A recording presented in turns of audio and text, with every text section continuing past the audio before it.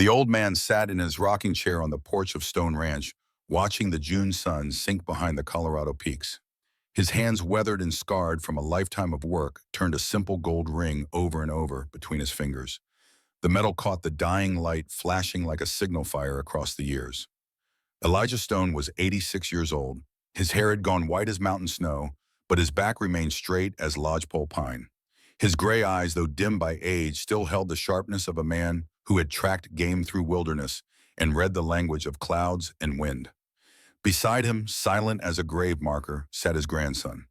Lieutenant Daniel Stone wore his Army uniform, though the war had ended 7 months prior. The fabric hung loose on his frame.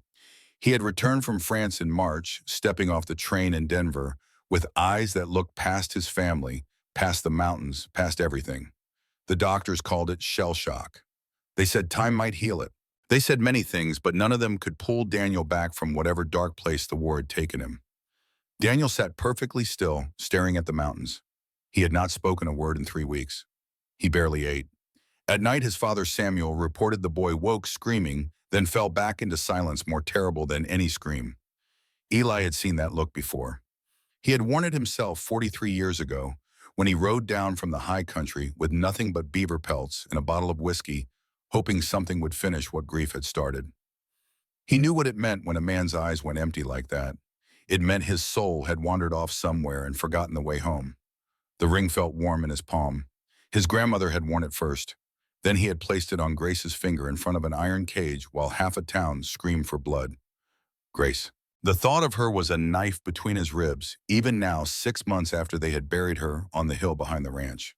Some mornings he woke reaching for her, forgetting for one blessed moment that she was gone. Then memory would crash back like a rock slide and the day would stretch before him empty as a burned-out house. But Grace would not want him drowning in grief while his grandson drowned in silence. She had pulled Eli back from darkness once. Perhaps her story could pull Daniel back now. Eli cleared his throat. The sound seemed loud in the evening quiet. "Danny boy," he said, his voice rough from disuse. They had barely spoken since Daniel came home. "Your grandmother used to sit right where you're sitting now, back in '76 after I borrowed her out of that iron cage. Folks called her the devil's nun. Said she belonged on the gallows, not in a man's bed." Daniel's fingers twitched. It was the first voluntary movement Eli had seen in days. She had that same look in her eyes you got now, like the world had ended and she was just waiting for her body to figure it out. The mountains were turning purple now, shadows pooling in the valleys like spilled ink. A hawk cried somewhere high above, then the sky went quiet again. "I'm going to tell you a story," Eli continued, "about the summer of 1876. The summer I rode into Redemption Creek with nothing but pelts and whiskey, planning to die slow. And how a woman in a cage gave me a reason to live." Daniel turned his head, just slightly, but his eyes found his grandfather's face, and for the first time in weeks, they focused on something real. Eli leaned back in his chair. His eyes grew distant, seeing not the Colorado sunset, but a dusty street in Wyoming territory, and an iron cage and a woman who refused to break. "Let me take you back," he said. "Back to when I was 33 years old and dead inside, and your grandmother was 29 and locked up like an animal for the crime of refusing to die." The story began. In the summer of 1876, Elijah Stone was a mountain man. He lived alone in a cabin high in the Rockies, trapping beaver and marten, selling the pelts twice a year in whatever town would take them. He had not shaved in 8 weeks. He smelled of bear blood and smoke, and the particular sourness of a man who no longer cared what he smelled like. His saddlebags carried 2 months' worth of furs, worth maybe $600 in gold, if the trading post was honest. He planned to sell them, buy a case of whiskey, and ride back into the mountains to drink himself through another winter. He had been living this way for 2 years, ever since he dug 2 graves on a frozen hillside and buried his wife Catherine and the twin sons who never drew their first breath. The town of Redemption Creek appeared over a rise in the late afternoon, shimmering in the July heat. It was a typical frontier settlement, 30 or 40 buildings clustered along a single main street. False-fronted stores, a saloon with paint peeling from its swinging doors, a white-clapboard church with a crooked steeple. The kind of place a man could get supplies and whiskey, then leave without anyone caring about his name. Eli guided his horse, a big Appaloosa stallion named Smoke, down the rutted road toward the general store. but something made him pull up short before he reached it. A crowd had gathered in the town square. 50 people, maybe more, pressed tight around something in the center. Their voices carried on the hot wind, laughing, shouting the sound of a carnival or a hanging. Eli's first instinct was to ride past. Other people's business had stopped being his business the day he buried his family. But Smoke was thirsty, and the water trough sat near the crowd, and so Eli found himself dismounting and leading his horse toward the commotion. That was when he saw the cage. It was 10 feet square, built from iron bars as thick as a man's wrist.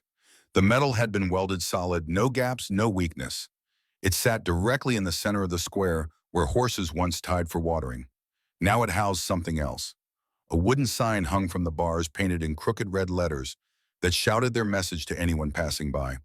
Behold the devil's nun, $5 to witness God's justice, $15 to touch the sinner. All proceeds for new church building. Inside the cage sat a woman. She was tall. Even sitting on the wooden bench bolted to the cage floor, Eli could see she stood taller than most men. Her shoulders were broad, her arms thick with the kind of muscle that came from years of hard labor. She wore a black nun's habit, torn and filthy, the wimple ripped away to expose long blonde hair that hung in matted tangles around her face. Her feet were bare. Cuts and bruises marked her ankles where the cage floor had scraped them raw. But it was her eyes that stopped Eli cold. They were pale blue, the color of winter sky before a storm, and they were completely empty. She sat with her hands clasped in her lap, staring at a worn patch of dirt between her feet. She did not look at the crowd. She did not flinch when rocks pinged off the bars. She did not blink when children climbed their father's shoulders to stare at her like she was something in a traveling show. She simply sat straight-backed and still, as if she had gone somewhere far away inside herself and left only her body behind. Eli knew that look. He had seen it in his mirror for 2 years. The crowd pressed close, gawking. Women in Sunday dresses clutched their shawls and whispered to each other. Young men laughed too loud, shoving each other toward the cage, daring each other to get closer. Children pointed and asked questions, their mothers shushed with sharp slaps to the backs of their heads. At a small table beside the cage sat the sheriff. He was a fat man with tobacco stains on his teeth and greed in his eyes. His badge sat crooked on a vest, straining over his belly. In front of him lay stacks of coins and crumpled dollar bills. He looked up as new arrivals approached, his voice booming across the square like a carnival barker's. Come witness the wages of sin. Touch the hand that killed 3 men. Every cent builds our house of the Lord. Eli moved closer, drawn against his will. The crowd parted slightly to let him through. Perhaps they saw something in his face that made them step back. Or perhaps they simply smelled him and decided to give him room. Up on the wooden platform that surrounded the cage, Eli could see the woman more clearly. She had scars on her knuckles, old and new, the kind that came from hitting things hard enough to split skin. Bruises faded to yellow on her throat, shaped like fingerprints. The neckline of her habit was torn, exposing pale skin marked with scratches. She had been hurt. Recently. Badly. And now she sat in a cage while people paid to stare at her. 2 cowboys stood near Eli, passing a flask between them and talking loud enough for anyone to hear. Heard she crushed one man's skull with her bare hands, the first one said. No, his companion replied. She broke his neck. The other 2 she beat to death. Took the sheriff 4 men to drag her off the bodies. What kind of woman does that, devil woman? That's why they caged her instead of hanging. Reverend says if they hang her, her evil spirit stays in town. Cage keeps it contained. Eli studied the woman in the cage. He saw the bruises, the torn clothing, the 1,000-yard stare of someone who had stopped expecting the world to show mercy. Recognition hit him like a fist to the gut. She looks like I feel. An elderly woman pushed through the crowd, voice pitched loud for the benefit of tourists and newcomers. Mrs. Crawford had the sharp-featured eagerness of someone who enjoyed telling dark stories. That creature was Sister Grace at Sacred Heart Convent, 40 miles north, she announced. But before that, she was Rachel Morrison. Married to Henry Morrison, had a baby girl named Faith. She paused, making sure everyone was listening. 3 years back, diphtheria came through. Killed Henry and baby Faith in 1 week. Rachel buried them herself. Dug the graves with her own hands because she was too tall and strong for any man to help without feeling shamed. Mrs. Crawford's voice dropped to a theatrical whisper that somehow carried across the entire square. Afterwards, she went mad with grief, joined the convent thinking God would take away the pain, called herself Sister Grace, worked in silence for 2 years, garden work hauling water things that needed her unnatural strength. So how'd she end up here? A tourist asked, playing his part in the performance. Convent closed last spring. No money, nuns scattered. Grace came to Redemption Creek looking for work. But who'd hire a freak woman big as a man? She took a room at the boarding house, did laundry. But 6 weeks ago, the pause stretched out, building tension. 3 men saw her walking to midnight mass. The Cobb brothers, Luke and Marcus, and their cousin Silas Reed. They followed her into the alley behind Hannigan's saloon. Mrs. Crawford's eyes gleamed with the pleasure of a story well told. What happened next, folks say she went demon. Luke Cobb's neck snapped clean. Marcus's skull crushed against the brick wall. Silas got his own knife buried in his ribs. Sheriff found her standing over them, blood on her habit, not crying, not screaming, just standing there calm as Sunday morning. Mayor said hanging was too good, built this cage. Make her serve as warning. This is what happens when women forget their place. The crowd murmured approval, nodding to each other. The story confirmed what they wanted to believe. That the world made sense, that monsters deserve cages, that a woman who killed 3 men must be something other than human.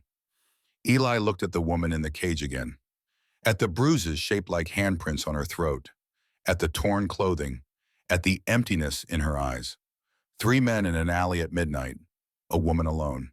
He knew exactly what had happened, and he knew what it cost a person to fight back and win. Memories flooded through him sharp as broken glass. Catherine bleeding out on their cabin floor, her hand going cold in his. The twins blue and silent, never to cry or laugh or call him father. The frozen ground he had torn apart with pick and shovel, his hands bleeding, his throat raw from screaming at a God who did not answer. The 2 years since drifting through the mountains like a ghost, drinking and fighting and picking quarrels with men he hoped would finish what grief had started. When he looked at Grace Hartwell in that cage, he saw his own reflection. Someone who had lost everything and then been punished for the crime of surviving the loss. She finally looked up.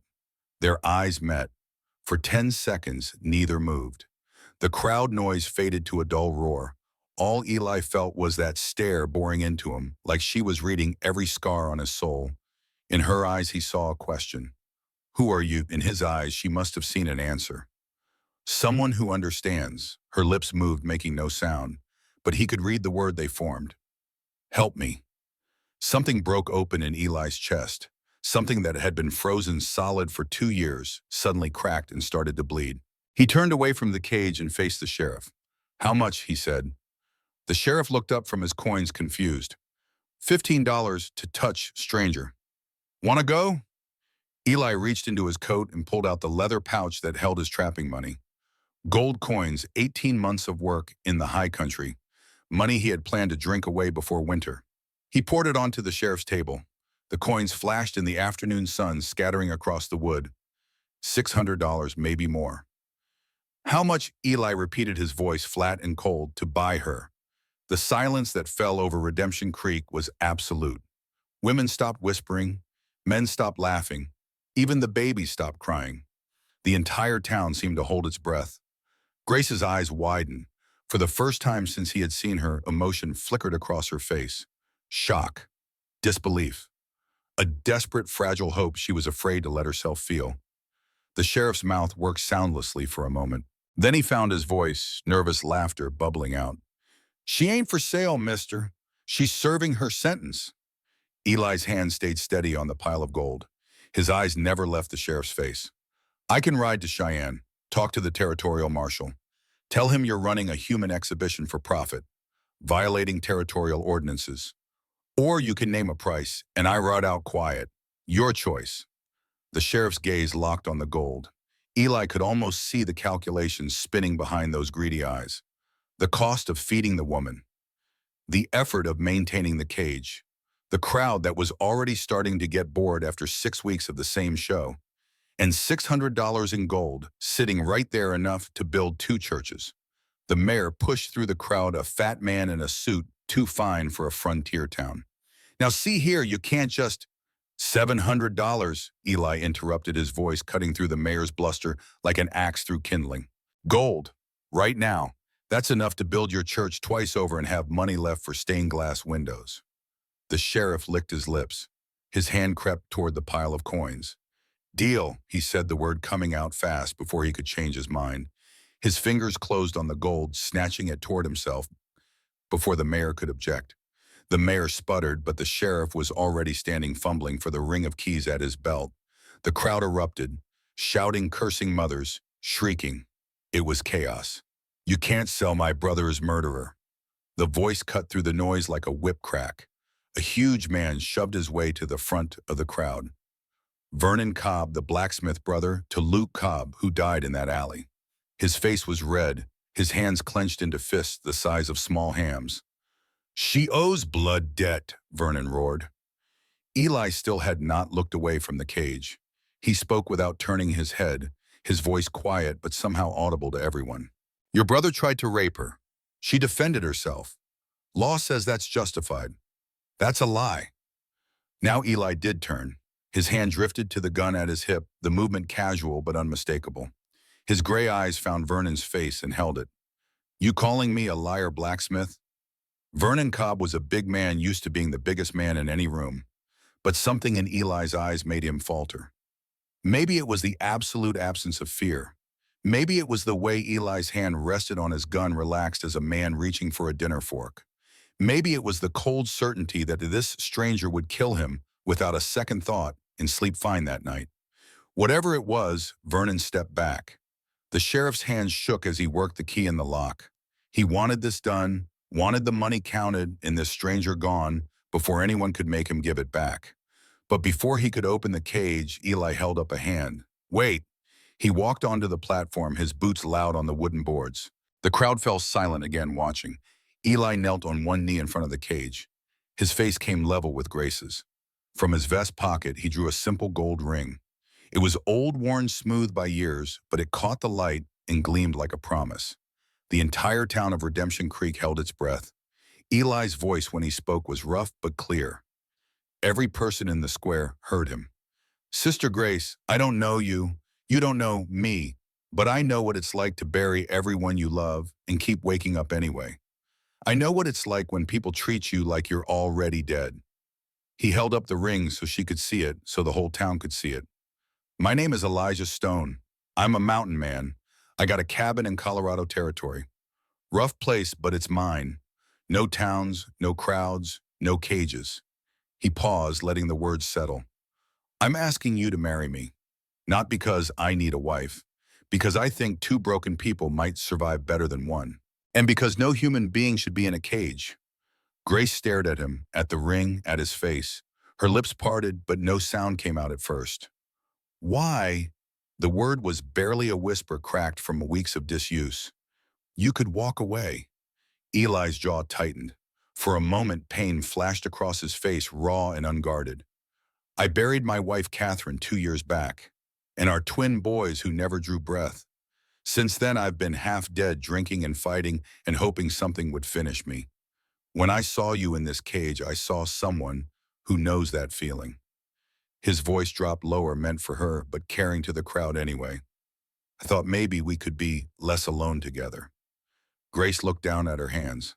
Strong hands, scarred hands, hands that had dug graves and killed men and forgotten how to be gentle. When she spoke, her voice was soft, but the crowd was so silent that everyone heard. I'm not Sister Grace anymore. I stopped being Rachel when Henry died. I don't know who I am. I killed 3 men with these hands. She lifted them, displaying them like evidence. I crushed bones. I felt them break. And I didn't stop until they couldn't hurt me anymore. You want to marry that A-woman who's forgotten how to be gentle? Eli met her eyes without flinching. I killed men in the Indian Wars, and after when I was drunk and angry. Some deserved it, some I'm not sure about. We both got blood on our hands, Grace. Maybe that's exactly why we understand each other. The silence stretched out taut as a bowstring. Grace looked at the ring again. Such a simple thing, a circle of gold, but it represented something she thought she had lost forever. Choice, freedom, a future. She looked past Eli at the crowd. at the hate in their eyes, at Mrs. Crawford's cruel satisfaction, at the children who had been taught to see her as a monster. She looked at the town that had been her world for 6 weeks. She looked at Eli's gray eyes, patient and kind, and asking nothing she was not ready to give. Yes, she said. The word fell into the square like a stone into still water. For one perfect moment, nothing moved. Then the world exploded. The crowd surged forward screaming. Women shrieked. Men cursed. Someone threw a rock that clanged off the cage bars. The sheriff stumbled back, clutching his pouch of gold like a drowning man clutching driftwood. Vernon Cobb roared something incomprehensible, his face purple with rage. But Eli only had eyes for Grace. The sheriff, hands shaking, jammed the key into the lock. The heavy mechanism clicked open with a sound that seemed to echo across the entire town. Grace had heard that sound 100 times. Every morning when they brought her water, every evening when they threw in her bread. The sound of her cage locking, trapping her in a 10-foot square of shame and stares. This time it meant something different. Slowly Grace rose from the bench. She unfolded to her full height, 6 feet and 1 inch of woman who had been called unnatural, freakish, monstrous. The crowd gasped. Nearest to the cage, a man stumbled backward without meaning to instinct overriding reason. The sheriff yanked the door open and practically ran from the platform, disappearing into the crowd with his gold. Grace stepped out of the cage. Her bare feet touched the wooden platform. Sun hit her face for the first time in 6 weeks without bars between her and the sky. The sensation was so overwhelming, she closed her eyes, swaying slightly. Eli stood and offered his hand, the same gesture a gentleman would make, helping a lady from a carriage. Grace stared at his outstretched hand. The last hands that had touched her had torn her clothing and closed around her throat. The last touch she had known was violence. But Eli's hand stayed steady, palm up, waiting. She took it. Her hand was larger than his rough, with calluses trembling like an aspen leaf. But his grip was firm and warm, and completely without threat. He helped her down from the platform. They stood side by side in the dust of the square, the empty cage behind them. Half the town staring like they were watching the end of the world. Vernon Cobb broke through the crowd, 5 or 6 men at his back. His face was a mask of grief and rage. No, she murdered Luke. She deserves the rope. Eli kept Grace's hand in his. He spoke loud enough for everyone to hear. Your brother and his cousin tried to rape a woman in an alley. She fought back. That's not murder. That's survival. Liar Luke was a good man, an elderly voice cut through the chaos. Mrs. Patterson, a woman respected in Redemption Creek for her age and her sharp tongue, stepped forward from the crowd. Luke Cobb was a drunk and a brute. Everyone knows it. We just didn't say it out loud because the Cobbs run the forge. Vernon spun toward her, face going even redder. Oh. But Mrs. Patterson was not finished. Her voice carried the weight of years and truth that would not be silenced. That girl had every right to defend herself. Shame on all of us for putting her in that cage. Murmurs of agreement rippled through the crowd. Not everyone, but enough. The tide was turning. But Vernon's friends, rough men who owed the blacksmith favors or feared his fists, gathered around him. 5 of them, 6 counting Vernon, armed. Vernon pointed at Grace. She's getting away. Stop them! Eli whistled, sharp and piercing. His horse Smoke, trained to that sound, trotted over from the water trough. The big Appaloosa stallion stopped beside the platform, ears forward ready. Eli lifted Grace onto the saddle. She was heavier than he expected, solid muscle under the torn habit, but he managed it with a grunt. She settled into the saddle, clearly no stranger to horses, despite the years in a convent. Eli swung up behind her. There was no room for distance, so Grace wrapped her arms around his waist. The contact felt strange, sharp, dangerous. For 2 years, every touch had meant violence. Hands grabbing, fists striking, the cage bars scraping her skin when she leaned against them for sleep. Now she held a man who had offered her his name instead of his fists. Her arms tightened around him, holding on. Eli spurred Smoke into motion.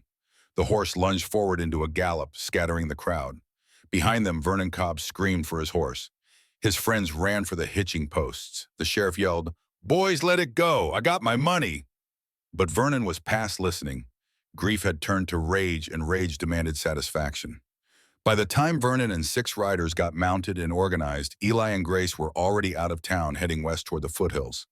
The chase had begun. Smoke was a strong horse built for mountain work, sure-footed and tireless. But carrying 2 people and facing fresh pursuit, the advantage would not last long. They raced through sagebrush country, the land rolling in long swells toward the distant mountains. Wind tore at Grace's hair and brought tears to her eyes that she told herself were just from dust. She pressed her face against Eli's back, feeling the solid warmth of him through his coat. The smell of leather and sweat and old campfire smoke filled her nose. It smelled like movement, like distance, like the first breath of freedom. Behind them, the sound of hoofbeats grew louder. Grace turned her head, looking back. 7 riders, maybe less than a mile behind, and closing.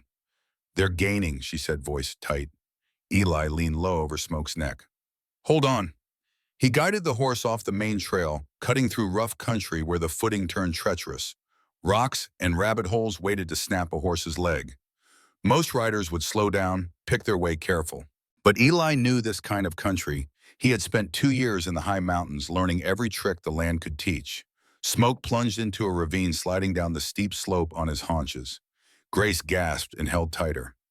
Behind them, she heard a horse scream. One of the pursuers had tried to follow too fast and his mount had stumbled. By the time they reached the bottom of the ravine, they had gained precious distance.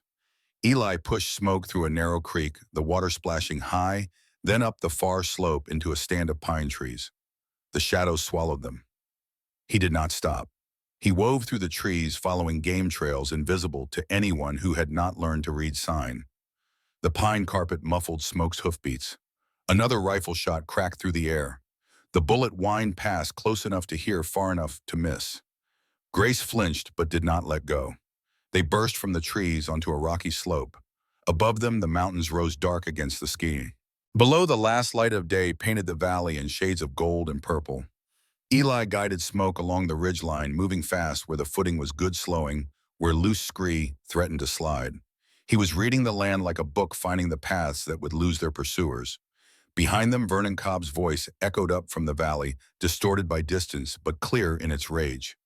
"I'll find you, Stone, and when I do, that devil woman hangs." But the voice was already fading. The pursuit was falling back, unable to match Eli's pace in country they did not know.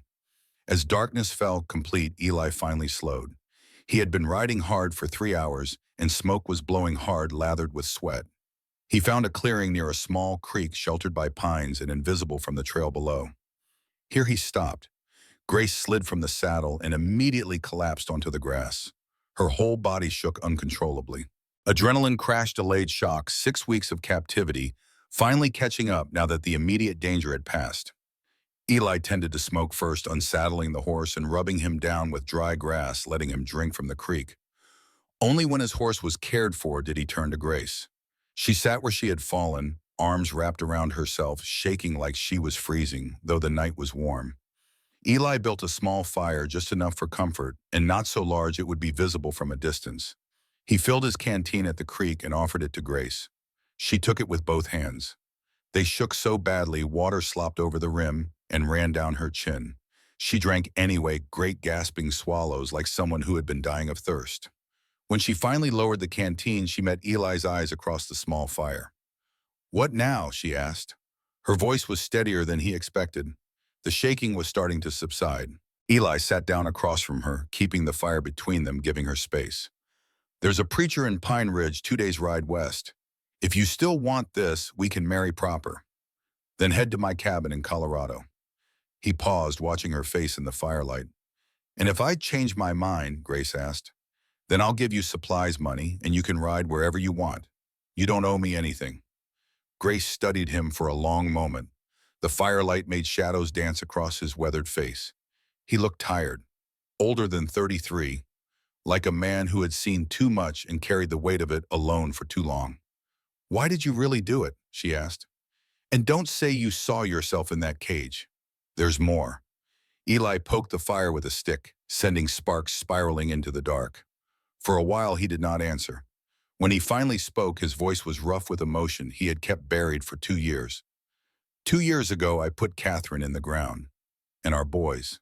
I told myself I'd live because that's what she'd want. But I didn't live. I just existed, drank, fought, trapped animals to have something to kill that wasn't myself. He looked up, meeting Grace's eyes. Last month, I tracked a grizzly for 3 days, hoping it would turn on me. When it charged, I stood there waiting, but my body fought anyway. Killed that bear, and I hated myself for it. His hand unconsciously touched the long scar on his face. When I saw you in that cage, I saw someone who was done. Just done back then. And I thought if I ride past her, I'll go back to that mountain, and next time I won't fight the bear. The brutal honesty hung in the air between them. No pretty words, no noble speech, just the raw truth of one broken person recognizing another. Grace's eyes filled with tears, the first tears she had allowed herself since the cage. "I'm scared I'm too broken," she whispered. "Me too," Eli said. "But maybe two broken pieces can hold each other up." Grace pulled her knees to her chest, wrapping her arms around them. She stared into the fire. "In that alley, when those men grabbed me, something inside me broke. Or maybe it had already been broken, and I just finally felt it. I didn't pray. I didn't ask God for help. I just fought, like an animal. And when it was over, and they were dead, and I was standing there covered in their blood, I felt." She trailed off, searching for words. "I felt alive. For the first time since Henry and Faith died, I felt something other than emptiness. And that terrified me more than anything." Eli nodded slowly. "After Catherine died, I got into a fight with a trapper. Beat him near to death just because he was alive, and she wasn't. Afterwards, I felt the same thing, alive, and hated myself for it." "Does it get better?" Grace asked. "I don't know," Eli admitted, "but I think it might hurt less if we're not alone." They sat in silence for a while, listening to the creak and the crackling fire and the night sounds of the forest around them. Finally, Grace spoke again. "If we do this, if we marry, what kind of life would it be? No respectable town will welcome a woman they call a murderer and the fool who married her. My cabin's in the Colorado high country, nearest neighbor 30 miles. We'd work hard, hunt, trap, build. It's lonely, but it's peaceful. And nobody there cares what happened in Wyoming." Grace closed her eyes, trying to picture it. A cabin without bars, land where her strength might be valued instead of feared, days of honest work instead of being stared at like a freak in a show. "And if I can't be what you need," she asked, opening her eyes again. Eli met her gaze steadily. "Then you leave. I won't stop you. But I'm asking you to try twice." Grace looked at her hands in her tea, the hands that had killed, the hands that had dug graves, the hands that had forgotten gentleness. Could they learn again? "Okay," she said softly. "I'll try." Eli nodded. "Get some sleep. We'll ride at first light." He started to move to the other side of the clearing to give her the space near the fire. "Eli," he stopped. "Thank you for seeing me in that cage. Everyone else saw a monster." Eli's voice was quiet but firm. "I saw someone who refused to quit. That's not a monster. That's a fighter." He settled down on the far side of the clearing, using his saddle as a pillow. Within minutes, his breathing evened out into sleep. Grace lay down near the fire, wrapped in the blanket he had given her. She stared up through the pine branches at the stars scattered across the sky like salt spilled on black cloth. For the first time in 6 weeks, she slept without the sound of a crowd jeering, without the clang of metal bars, without the weight of 100 stairs pressing down on her like stones. She slept, and she dreamed of mountains and open sky and a man who had knelt in the dust and offered her freedom. 2 days later, as the sun set over the small frontier town of Pine Ridge, Eli and Grace rode slowly down the main street. Grace still wore the torn nun's habit.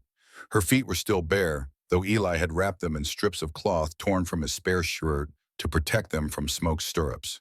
They got stares, but fewer than in Redemption Creek.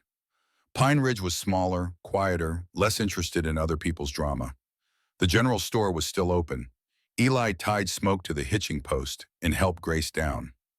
Inside, a matronly woman with kind eyes looked up from her ledger. Mrs. Harper took in Grace's appearance without comment. She had seen enough frontier hardship to know when questions would help and when they would only wound. "What can I help you folks with?" she asked. Eli bought a simple dress, blue calico with small white flowers. He bought boots men's size, the smallest they had that might fit Grace's feet. He bought soap and a comb and supplies for the journey ahead. Mrs. Harper wrapped everything carefully then leaned close to Grace and spoke quietly. "Whatever you're running from, honey, it's behind you now." Grace's throat tightened. She could only nod. The church sat at the end of the street, a small white building with a bell tower that leaned slightly to one side. Eli and Grace walked to it as the last light faded from the sky. Reverend William Chandler answered their knock. He was in his 50s, gray-bearded and sharp-eyed, wearing a wool cardigan despite the summer warmth. "Reverend," Eli said, "we need to be married, tonight if possible." The Reverend looked at Grace, at her torn habit, her wrapped feet, her exhausted eyes, at the way she held herself straight, backed but brittle like she might shatter if someone spoke too loud. "Come inside," he said. "Let's talk." They sat in the small rectory attached to the church. The Reverend poured water from a pitcher and handed glasses to both of them. Then he looked at Grace more closely and his eyes widened. "Sister Grace from Sacred Heart." Grace froze her glass halfway to her lips. The Reverend leaned forward, concern replacing surprise. "5 years ago, you helped our order distribute supplies to Cheyenne families during the drought. I never forgot. You carried 200-pound flour sacks like they weighed nothing, and you were so gentle with the children." His eyes traveled over her torn clothing, her bruises. What happened? And so Grace told him. About the convent closing, about coming to Redemption Creek, about the alley and the 3 men in the cage. The Reverend listened without interrupting. When she finished, he sat back in his chair and was quiet for a long moment. "Do you want to marry this man?" he asked finally. "Or do you feel obligated because he freed you?" It was the question Grace had been afraid to ask herself.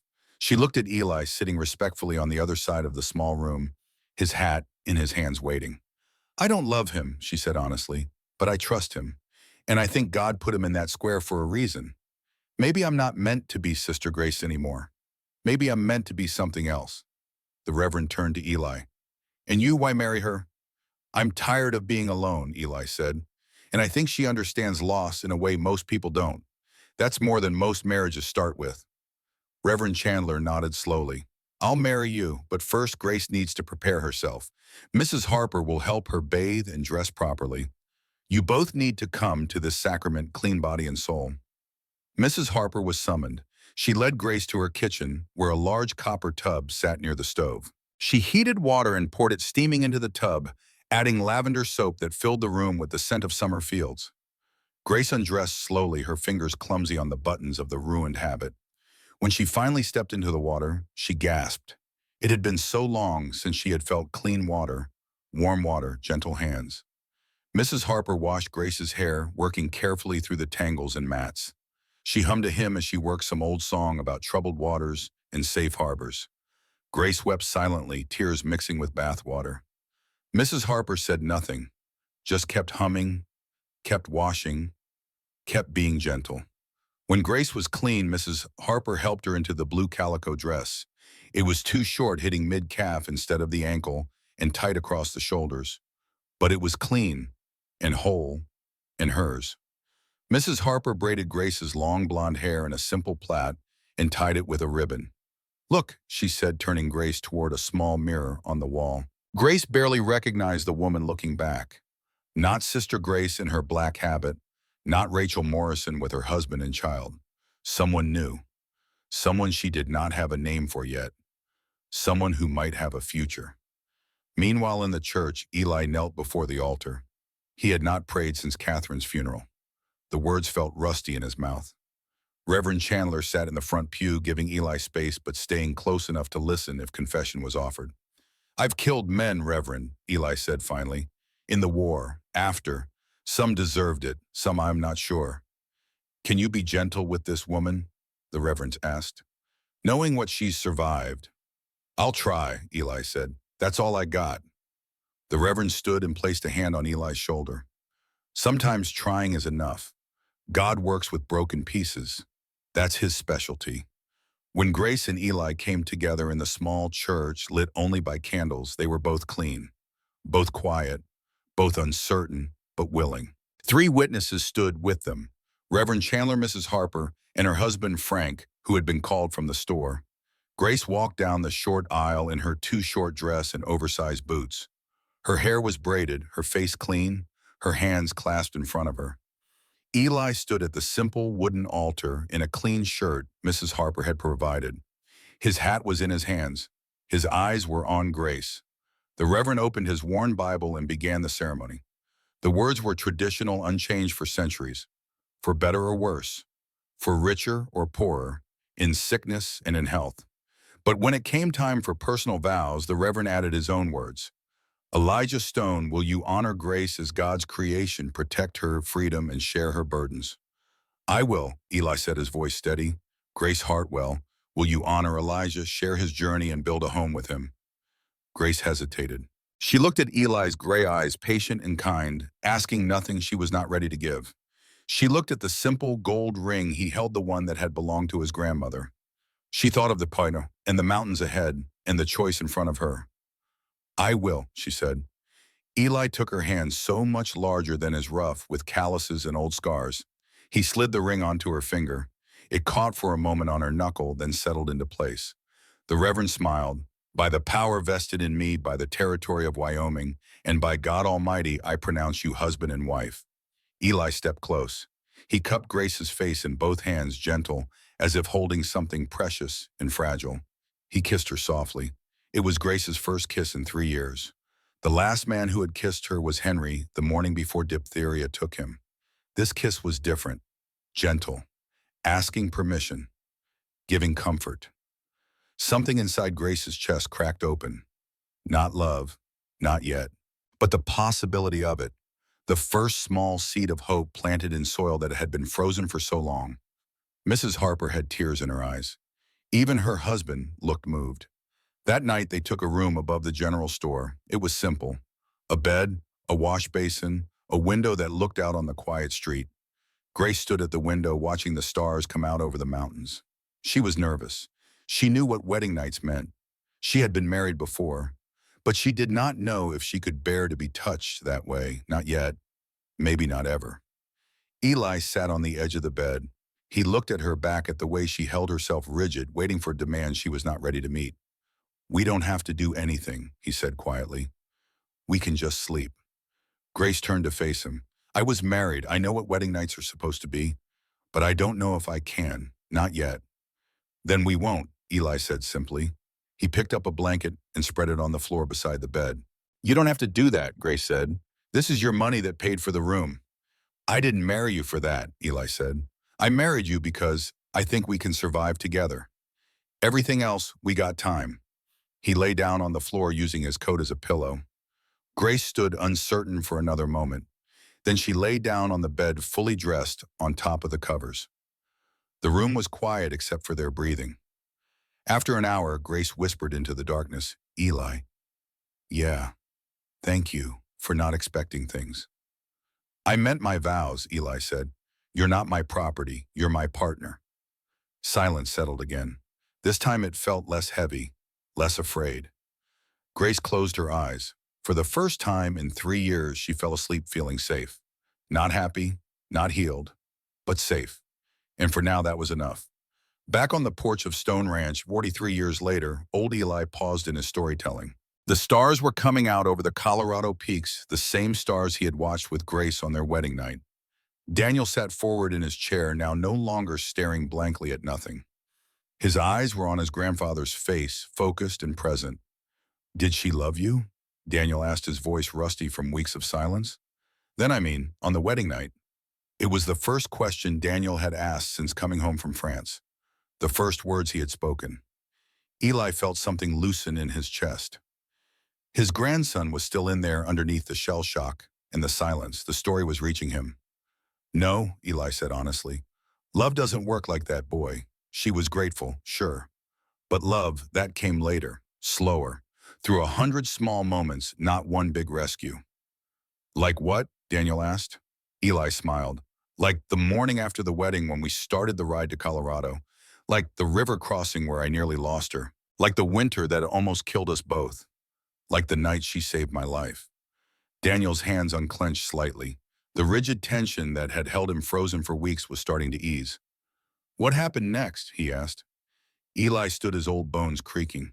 That's a story for tomorrow. Right now, your daddy's got dinner waiting, and you need to eat. You're thin as a rail. Daniel stood too, It was the first time he had moved voluntarily in days. Together, grandfather and grandson walked into the house where Samuel had set the table and lit the lamps against the gathering dark. Behind them, the mountains stood silent and eternal, holding their secrets and their stories waiting for morning. The morning after the wedding dawned clear and bright over Pine Ridge. Eli woke on the floor of the rented room, his back stiff from sleeping on hard boards. Above him on the bed, Grace still slept. He watched her for a moment in the early light coming through the window. In sleep, the hardness left her face. She looked younger, almost peaceful. Her blonde braid lay across the pillow like a rope of gold. Then her eyes opened pale blue and instantly alert the way soldiers woke in hostile territory. For a moment, she looked confused, not remembering where she was. Then recognition came, and with it something that might have been relief. "Morning," Eli said quietly. "Morning," Grace replied. They prepared to leave with few words. Grace changed back into the blue dress, now her only clothing. Eli packed their supplies while she braided her hair again, her fingers moving with practiced efficiency. Reverend Chandler met them at the church steps with a parcel wrapped in brown paper. Inside were biscuits, dried meat, and a small Bible. "For your journey," he said. Then to Grace, "You're welcome back any time. You're not the devil's nun. You're Mrs. Stone now." It was the first time Grace had heard her new name spoken aloud. Mrs. Stone. It felt strange in her ears, foreign, like a coat that did not quite fit yet, but might with time. They rode out of Pine Ridge as the town was waking. Smoke carried Eli, and Grace rode a gentle mare that Mrs. Harper had insisted they borrow. The horse was called Daisy, 15 years old and sweet-tempered as Sunday morning. The journey to Colorado Territory would take 5 days through the heart of the Rocky Mountains. It was beautiful country, dangerous country, the kind of land that killed careless travelers and tested even careful ones. The first day passed in silence. They rode side by side when the trail allowed single file when it narrowed.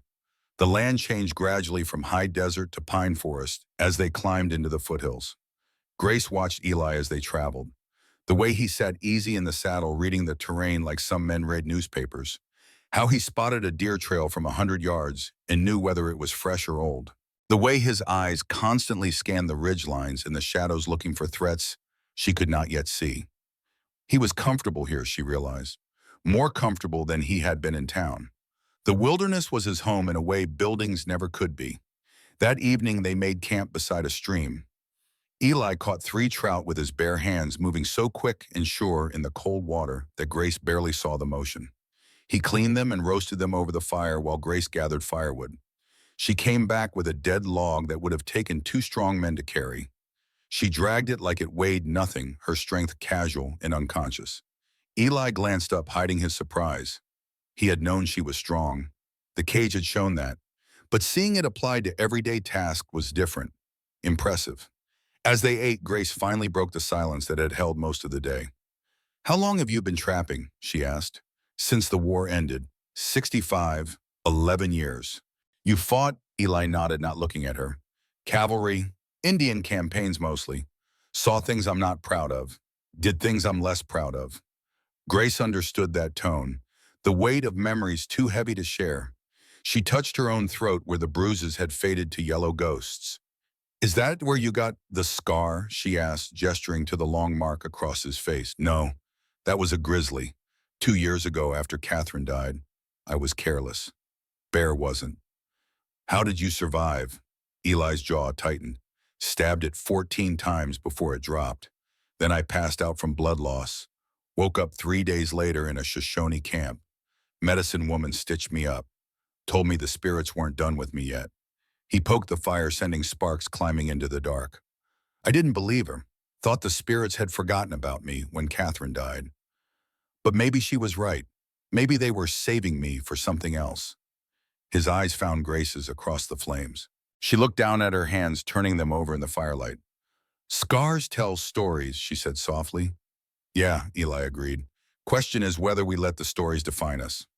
That night they slept on opposite sides of the fire, wrapped in separate blankets under a sky so full of stars it looked like someone had shattered diamonds across black velvet. The second day brought them higher into the mountains. The air grew thinner, cooler. Pine gave way to spruce and aspen. They followed game trails that wound between massive boulders and across slopes where loose scree shifted underfoot. Around midday, Eli noticed something. Tracks. 4 horses, maybe 5, paralleling their trail, staying a mile or so back. He said nothing to Grace yet. No point worrying her until he was certain. But he changed their route, taking a harder path that would slow anyone following. That night, he chose their campsite carefully. A small ravine with only one approach easily defended. High ground and clear sightlines. Grace noticed the change. Why here? There was a prettier spot a mile back. Flat ground, better water. Eli kept his voice casual. Better wood for the fire here. It was a lie. Grace knew it was a lie, but she also knew he would tell her when he was ready. The third day, the tracks were closer. Half a day behind now, maybe less. Eli finally spoke as they watered the horses at a creek crossing. We're being followed. Might be Vernon Cobb, might be bounty hunters. Either way, we need to move faster. Grace's face went pale. Her hands tightened on Daisy's reins. Will they catch us? Not if I can help it. Eli met her eyes. But Grace, I need to know. If they do catch us, can you fight? The question hung in the air between them. Grace looked down at her hands, still seeing them covered in blood, feeling bones break under her grip. I don't want to kill anyone else, she whispered. I'm not asking you to kill. I'm asking if it comes down to your life or theirs, will you fight? Grace closed her eyes, breathed deep. When she opened them again, there was steel in her gaze. Yes. They pushed hard the rest of that day, putting miles between themselves and the pursuit. But the tracks kept coming, relentless as winter. The fourth day brought them to the North Platte River. It was running high from snowmelt in the peaks above brown and angry and dangerous. Trees and debris rushed past in the current. The usual ford was underwater, the crossing treacherous, even in good conditions. Eli pulled up on the bank and studied the water. They could go around, add 2 days to the journey, or cross now and maybe lose their pursuit in the process. He was still calculating when the decision was made for him. A gunshot cracked across the river valley. The bullet kicked up dirt 3 feet from Smoke's hooves. The horse shied, snorting. Eli spun, hand-dropping to his gun. From the tree line behind them, 5 riders emerged. Vernon Cobb rode at the front, his face twisted with rage and grief. 4 hard-looking men flanked him, hired guns by the look of them. Vernon's voice carried across the distance, raw with pain. Stone, send the woman back. She owes blood debt. Eli's hand tightened on his reins. Your brother was a rapist. She owes you nothing. Vernon fired again. This shot came closer, meant to warn or meant to kill. Eli could not tell. Grace's mare Daisy, already nervous from the river, reared in panic. Grace grabbed for the saddle horn, but her fingers slipped on leather still new to her hands. She fell. The river grabbed her before she could scream, yanking her into the current like a wolf taking prey. Grace! Eli kicked free of his stirrups and dove from Smoke's back.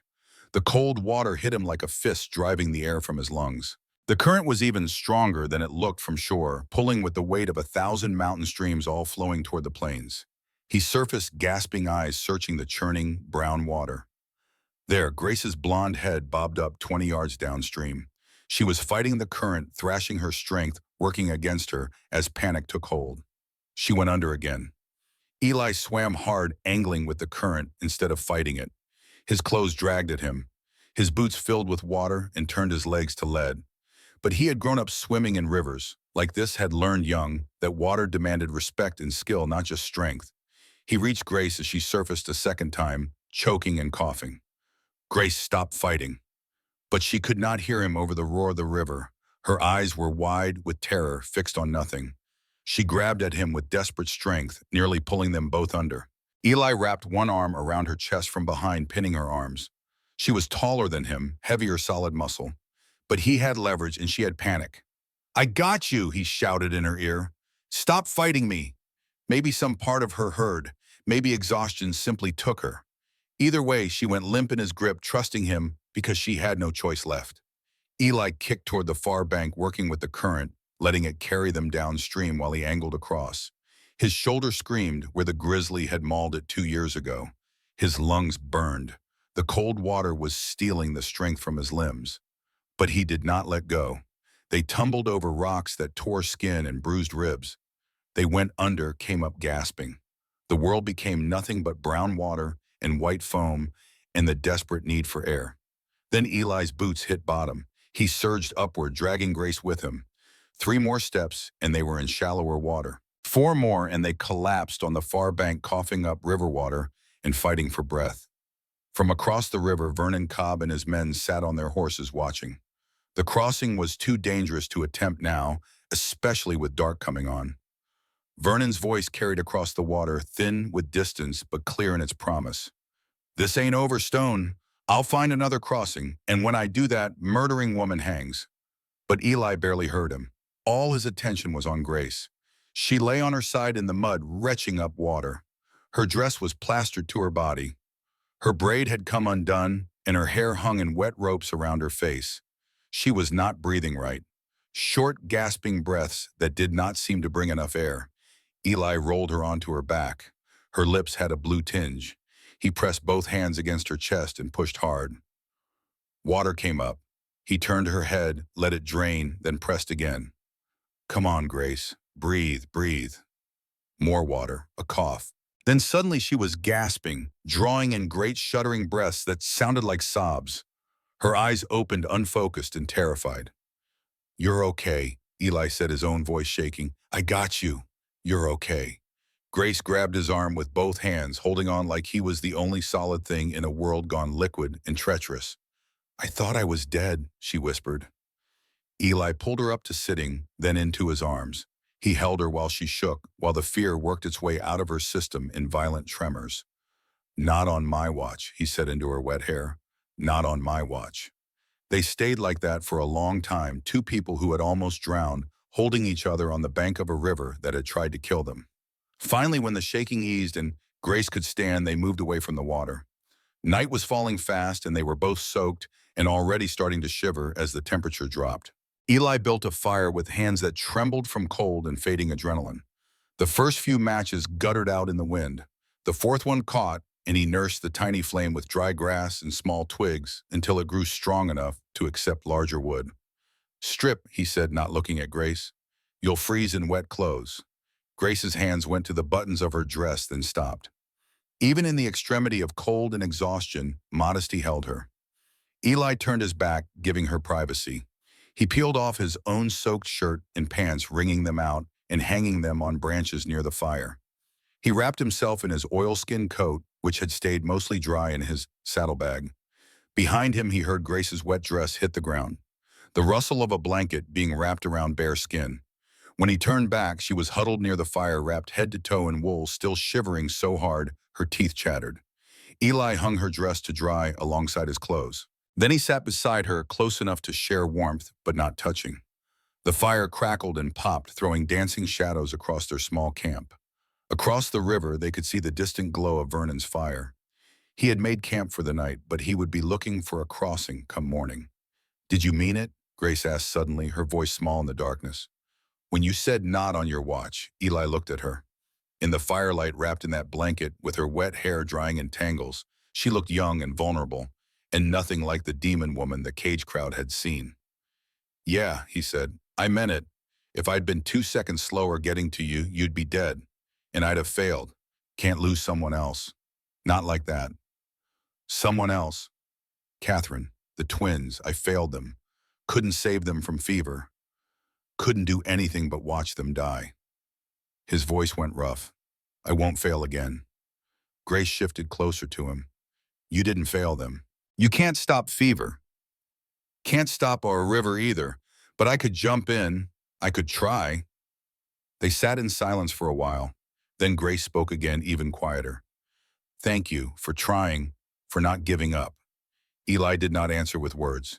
He just shifted so his shoulder touched hers, a point of warmth and contact that said more than speech could. They sat like that through the night, feeding the fire, waiting for their hose to dry, listening to the river that had almost claimed them both. And on the porch of Stone Ranch, 43 years later, old Eli paused his story. Daniel sat forward now, fully engaged, his eyes focused and present in a way they had not been since he came home from France. "Grandmother Grace almost drowned?" Daniel asked. His voice was stronger now, used more in the past hour than in the previous 3 weeks. Eli nodded. "If I'd been 2 seconds slower, she'd be gone, but I wasn't. That's the thing about survival, Danny. It's about those 2 seconds. In war, in life, in love, 2 seconds can be everything. Daniel was quiet processing. Then, you saved her life. Did that make her love you? Eli chuckled a dry sound. No, love doesn't work like that, boy. She was grateful, sure. But love, that came later, slower, through 100 small moments, not one big rescue. Like what? Like the night after the river, when we were both nearly naked under blankets by the fire shivering. Most men would have taken advantage, expected things, but I didn't. I just held her warm, and she felt safe for the first time since Henry died. Eli's eyes grew distant, remembering. That's when trust started, and trust is love's foundation.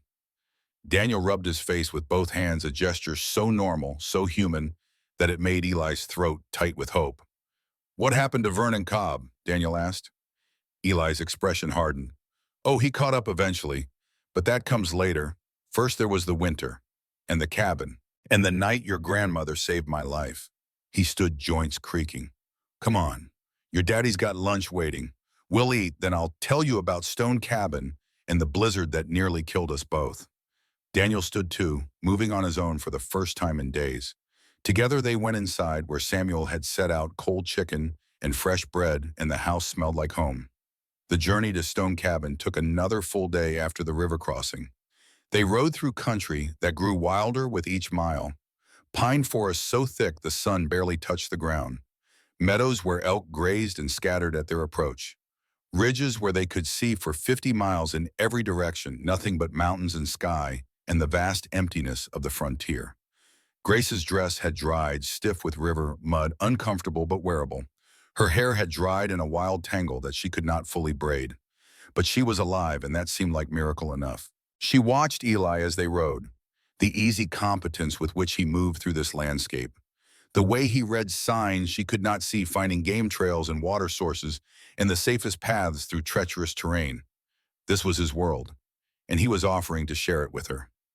Late afternoon of the 5th day, they crested a ridge and looked down into a small valley. There, Eli said, pointing. Stone Cabin sat beside a creek in a meadow surrounded by pine forest. The structure was log and stone, simple but solid. Smoke rose from the chimney, which meant someone was there. Eli's face went hard. Stay here, he said, reaching for his rifle. But as they watched, a figure emerge from the cabin, a woman in a long skirt shading her eyes against the sun. Then children, 3 of them running toward the creek. Eli relaxed. Patterson family, nearest neighbors, must be using the cabin while I was gone. They rode down into the valley, the woman Mrs. Patterson recognized Eli and came forward with a smile that faded when she saw Grace. Grace was used to that reaction. The smile dying, the eyes widening, the step backward. Mrs. Patterson's eyes traveled over Grace's height, her broad shoulders, her hands that could span a man's head. But then she looked at Grace's face, saw the exhaustion, the wariness, the expectation of rejection. And Mrs. Patterson, who had buried 3 children and understood what loss did to a person, made a choice. She smiled again, warm and genuine. You must be Mrs. Stone. Eli, you didn't mention you'd gotten married. Recent development, Eli said. The Patterson children, bold as puppies, crowded around Grace. They were fascinated rather than frightened, asking questions in the direct way of children who had not yet learned fear. Why are you so tall? Are you a giant? Can you pick up a horse? Their mother shushed them, but Grace surprised herself by laughing. A real laugh, rusty from disuse but genuine. I'm just tall, she said, kneeling, so she was eye level with the smallest child. And no, I can't pick up a horse, but I can carry 2 flour sacks at once. The child's eyes went wide with admiration. The Pattersons left that evening after Mrs. Patterson insisted on giving Grace a clean dress and helping her wash properly. As they rode away, Mr. Patterson called back to Eli. If your wife ever needs work, I'll pay her double what I pay ranch hands. Never seen a woman who could haul like that. After they were gone, Eli and Grace stood in front of the cabin, looking at what would be their home. It was one room, maybe 20 feet square. A stone fireplace took up one wall. A loft overhead held storage. There was a bed frame with rope supports, a table, 2 chairs. Simple, rough, but solid. It's not much, Eli said. Grace looked around at the meadow, the creek, the mountains rising on three sides. No people, no cages, no crowds. It's perfect, she said. That night, they faced the question that had been waiting since their wedding. The cabin had one bed, one room, nowhere to maintain the careful distance they had kept on the trail. Grace stood by the window looking out at the stars. Eli built up the fire, taking his time, giving her space to speak. "Where do you want me to sleep?" Grace asked finally. "Bed's yours," Eli said. "I'll take the floor." "This is your home. I can't take your bed. You're my wife. Bed's yours until you say different." Grace turned to face him. In the firelight, his face was gentle, patient, asking nothing. "Will you sleep up here?" she asked, the words coming out in a rush. "Not to do anything, just to not be alone." Eli climbed into the bed, staying on his side, a blanket between them like a wall. Grace lay down on her side, her back to him. She could feel his warmth, hear his breathing. For the first time in months, she felt safe enough to truly sleep. The weeks that followed fell into a rhythm. They worked together, learning each other through labor rather than words. Eli repaired the cabin roof, hunted for meat chop or firewood. Grace cleaned, organized, started a small garden even though winter was coming. She hauled water from the creek in buckets that would have taken two men to carry. She split firewood with an axe, her strokes sure and powerful. One afternoon, Eli watched her split a log he would have struggled with. She swung the axe like it weighed nothing, the wood cleaving clean with a single strike. "How'd you get so strong?" he asked. Grace paused, wiping sweat from her forehead. "Farm life. Grew up hauling water, plowing fields. My father said I was born big. 11 pounds. I kept growing. By 15, I was taller than him. He mind I fan. He died when I was 16. Farming accident. I ran the farm alone for 2 years until I met Henry." She smiled, a sad, distant expression. "Henry loved that I could work beside him like a partner, not just a wife." It was the first time she had spoken Henry's name without pain. Then October came, and with it the storm. Eli woke one morning to a sky gone the color of old lead. The air had a peculiar stillness, a waiting quality that made his skin prickle. "Storm's coming," he said. "Bad one." They worked frantically all morning, stacking firewood inside, bringing the horses into the small barn, filling water barrels, covering the windows with shutters. By noon, the first snowflakes began to fall. By evening, the world had disappeared in a wall of white. The blizzard hit with a fury that surprised even Eli. Wind screamed around the cabin, finding every gap in the logs and whistling through like a living thing. Snow piled against the walls, climbing higher each hour. Inside, they fed the fire and waited. But on the third day, Eli realized they had a problem. The firewood was running low. He had meant to stockpile more, but the storm had come early, catching him unprepared. And his shoulder, the one the grizzly had mauled, had frozen up in the cold. He could barely lift his arm, let alone swing an axe or haul logs. He tried anyway, bundling up and forcing his way to the woodpile 50 yards from the cabin. But the wind drove him back, the cold stealing his breath, the whiteout so complete he could not see his own feet. He stumbled back inside his fingers, blue, his whole body shaking. Grace stripped his frozen gloves and rubbed warmth back into his hands. "We need more wood or we'll freeze," Eli said through chattering teeth. "Then I'll get it." "Too dangerous." Grace looked at him steadily. "I'm stronger. You said so yourself." She was right, and they both knew it. Grace bundled herself in every piece of clothing they owned. She tied a rope around her waist and secured it to the doorframe. Then she stepped into the blizzard. The cold hit her like a physical blow. The wind tore at her, trying to knock her down. Snow filled her eyes, her nose, her mouth. She could not see more than a foot in any direction. But she followed the rope hand over hand, pulling herself forward. The woodpile was buried under a drift. Grace dug with her bare hands, the cold stealing feeling from her fingers. She found logs, loaded her arms with as many as she could carry. The wind knocked her down. Half the wood scattered. She gathered what she could and started back, following the rope toward the cabin. Her feet went numb. Her hands lost all sensation. The cold sank into her bones like iron. She almost did not make it. Almost lay down in the snow and let the storm take her. Almost gave up. But Eli was in that cabin. Eli, who had knelt in the dust and offered her freedom. Eli, who had jumped in a river to save her. Eli, who slept beside her every night and asked for nothing but her company. She could not quit on him. Grace stumbled through the cabin door and collapsed. The wood tumbled from her arms. She was blue-lipped, shaking so hard she could not stand. Eli dragged her to the fireplace. He built up the fire with the wood she had brought, his hands shaking almost as badly as hers. Then he stripped her frozen clothes and wrapped her in every blanket they owned. It was not enough. She was hypothermic, her core temperature dropping, her lips turning from blue to white. Eli stripped his own clothes and climbed under the blankets with her, skin to skin, sharing his warmth because it was the only way to save her. He held her against his chest, rubbing her arms and back, breathing warm air against her neck. "Stay with me, Grace. Don't you quit. Stay with me." Hours passed. Slowly, warmth returned. Color came back to her lips. The violent shaking eased to trembling, then to stillness. Grace opened her eyes and found herself wrapped in Eli's arms, his bare chest against her back, his breath warm on her neck. "Did I get enough wood?" she whispered.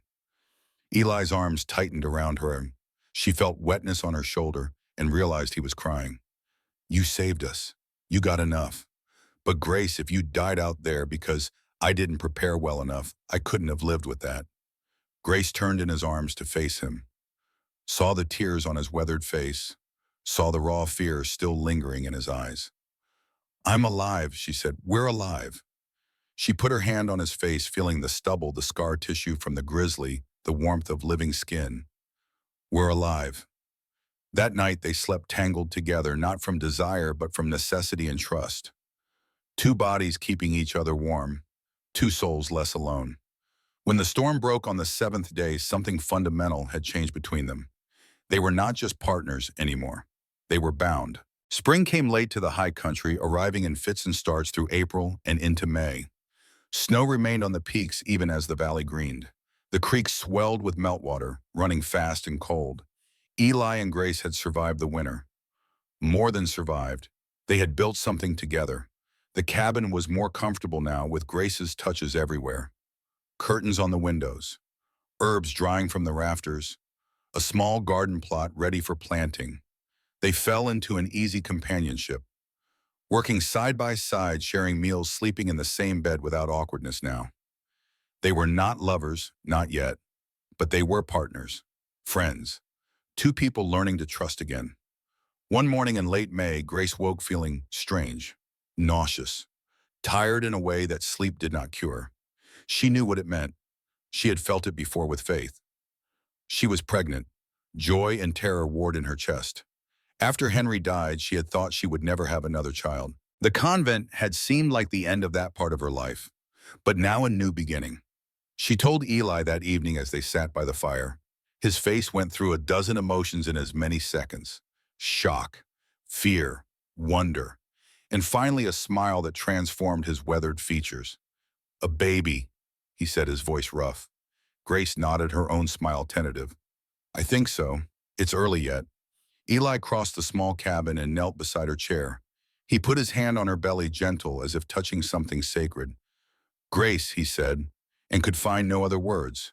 But she heard everything he could not say in the way he said her name. The happiness lasted 3 months. In August, Grace woke in the middle of the night with cramping pain. By morning, the bleeding had started. By afternoon, it was over. She lay in bed, turned toward the wall, while Eli cleaned up the evidence of their lost hope. She did not cry. She had cried all her tears for Faith years ago. Now there was just emptiness. Dr. Harrison rode out from the nearest settlement, 2 days' journey each way. He was an old man with kind eyes and gentle hands. After examining Grace, he spoke to Eli outside the cabin, his voice low and sad. The trauma her body endured, the attack, the malnutrition, it damaged her womb. She may not be able to carry to term. Eli felt something break inside his chest. Another hope dying, another future stolen. He went back inside. Grace still faced the wall. "The doctor says you need rest," Eli said. "The doctor says I'm broken," Grace replied, her voice flat and dead. "Grace, you deserve children, Eli, a son to carry your name. And I can't give you that. I can't give you anything." Eli sat on the edge of the bed. He did not touch her, sensing she could not bear it. "You gave me a reason to live. That's more than I had 2 years ago, more than I dreamed of in that town square when I saw you in that cage. It's not enough. It's enough for me. Grace finally turned to look at him. Her eyes were dry but devastated. I can't try again. I can't lose another baby. I can't bury another child. Then we won't, Eli said simply. We have each other, that's enough. We'll make a life, Grace, with or without children of our own. She wanted to believe him, but the grief was too fresh, the loss too raw. She turned back to the wall and did not speak again that day. The months that followed were hard. Grace sank into a darkness Eli recognized. He had lived there himself after Catherine died. He stayed patient. He stayed gentle. He kept working, kept the cabin running, kept talking to her even when she did not answer. And slowly, she came back. By winter, she was laughing again. Not often, but sometimes. By spring, she was planting the garden. By summer, she seemed almost herself. But Eli knew she carried the loss with her, a weight that would never fully lift. Then in the fall of 1880, a letter arrived. The Pattersons brought it, having collected mail from the settlement on their supply run. It was from Reverend Chandler in Pine Ridge. Eli read it aloud to Grace as they sat by the evening fire. Dear Eli and Grace, a situation has arisen. There's a boy aged 9 named Samuel Brooks. His parents, homesteaders, died of cholera last month. The boy survived but is damaged. Won't speak, won't eat much, becomes violent when touched. The orphanage wants to send him to an asylum. But I remember Grace's gentleness and Eli's patience. Would you consider taking him even temporarily? He needs someone who understands pain. Reverend William Chandler. Grace looked up from her, mending, her eyes wide. A boy, she whispered. Eli met her gaze. It's your choice. Grace set down her sewing with trembling hands. Let's go meet him. They rode to Pine Ridge, arriving after 4 days of hard travel. Reverend Dr. Chandler met them at the church, relief evident on his face. Thank God you came. The boy is in the church basement. I warn you, he's difficult. Hasn't spoken since his parents died, won't let anyone touch him. He led them downstairs to a small room lit by a single lamp. In the corner sat a child.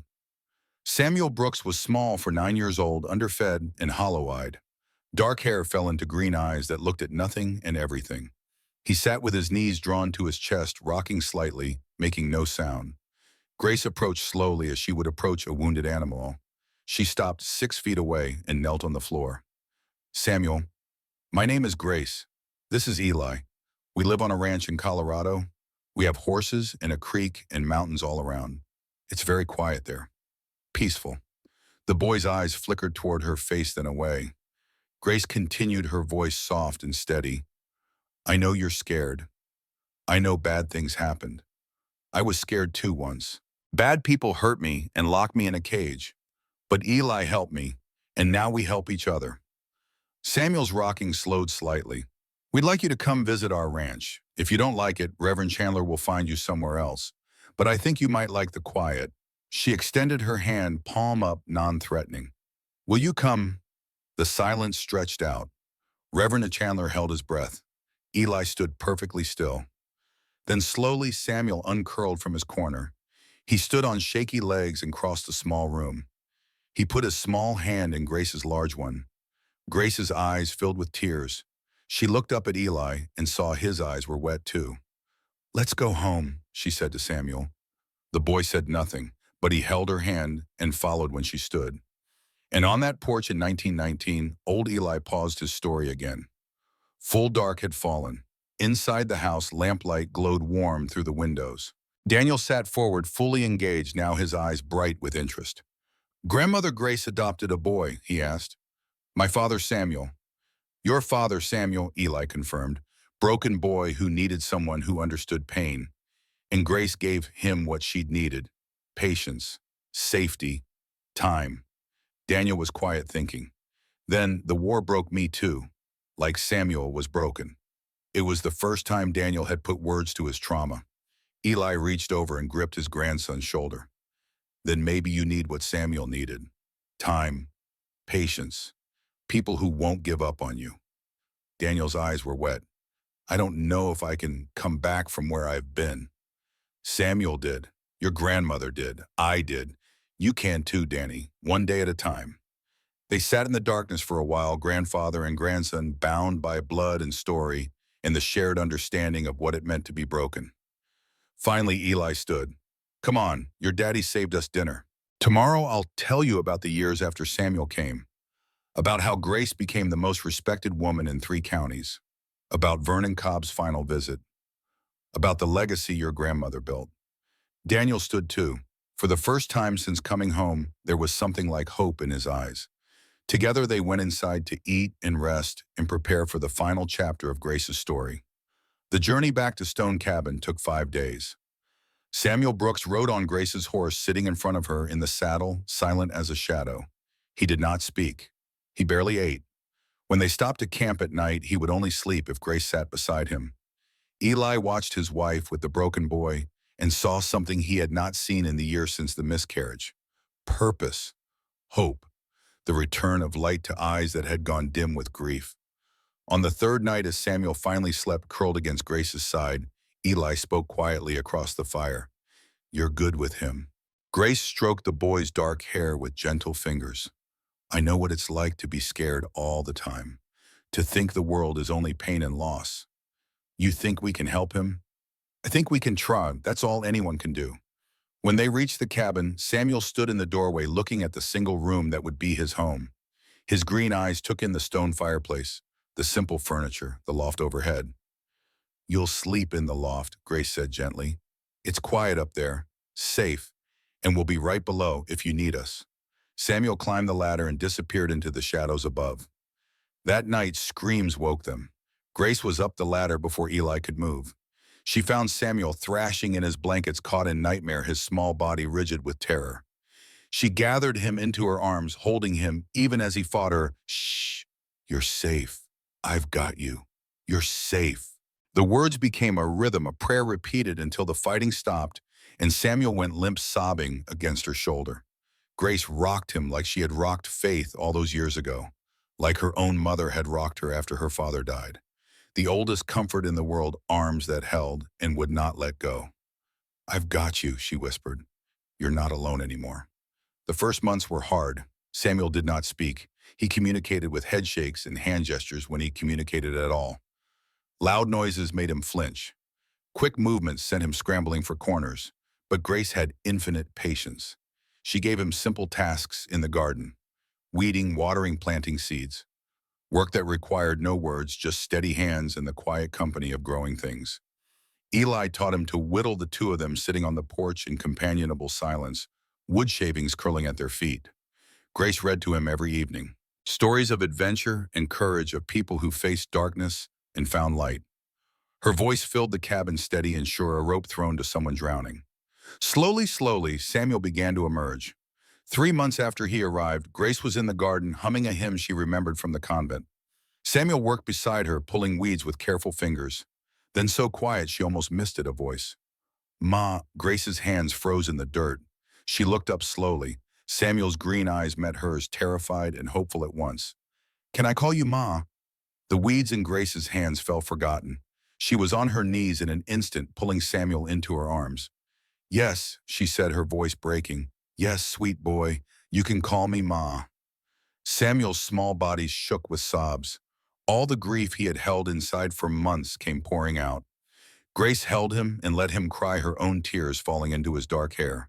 When Eli came in from checking the trap lines that evening, he found them still in the garden. Grace sitting in the dirt with Samuel in her lap, both of them red-eyed but peaceful. He called me Ma, Grace said, wonder in her voice. Eli knelt beside them, his weathered hand gentle on the boy's head.